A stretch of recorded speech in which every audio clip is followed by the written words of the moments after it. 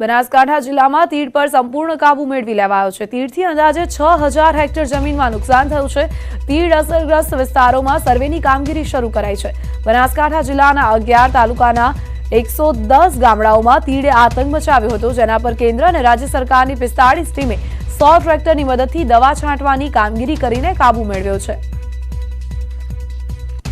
સંવાદદાતા આનંદ જોડાઈ ગયા છે। આનંદ, રાહત મળી રહી છે ખેડૂતોને, સંપૂર્ણપણે તીડનો સફાયો કરી દેવામાં આવ્યો છે। કેવી રીતે આ કામગીરી હાથ ધરવામાં આવી, ખેડૂતોનું શું કહેવું છે હવે?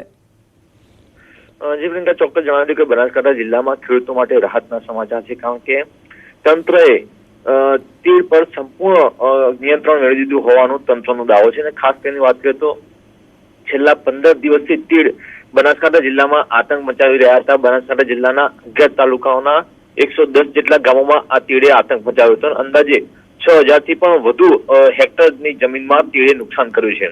જે મામલે કેન્દ્ર સરકારે રાજ્ય સરકારની 45 જેટલી ટીમો કામે લાગી હતી, જ્યારે સ્થાનિક ખેડૂતોની પણ મદદ લેવામાં આવી હતી। સ્થાનિક ખેડૂતોના 100 જેટલા ટ્રેક્ટર ઉપર પંપમાંથી દવાઓનો છંટકાવ લગાતાર કરવામાં આવ્યો હતો। આ સિવાય છેલ્લે તંત્ર દ્વારા ફાયર બ્રિગેડમાં પણ દવાઓ ભરીને તીડ પર દવાનો મારો ચલાવી તીડ પર નિયંત્રણ મેળવવામાં આવ્યું છે। હાલમાં બનાસકાંઠા જિલ્લામાં તમામ જગ્યાએ તીડ પર સંપૂર્ણ નિયંત્રણ કરી દેવામાં આવ્યું છે, જ્યારે મોટાભાગના તીડના જે ઝુંડ હતા તે સાચોટ તરફ વળી ગયા હોવાનું તંત્રનું માનવું છે, જેના કારણે હાલમાં બનાસકાંઠા જિલ્લાના ખેડૂતો માટે રાહતના સમાચાર છે। આમ સતત 15 દિવસ સુધી સતત કામગીરી કરીને તંત્રએ તીડ પર કાબુ મેળવ્યો છે।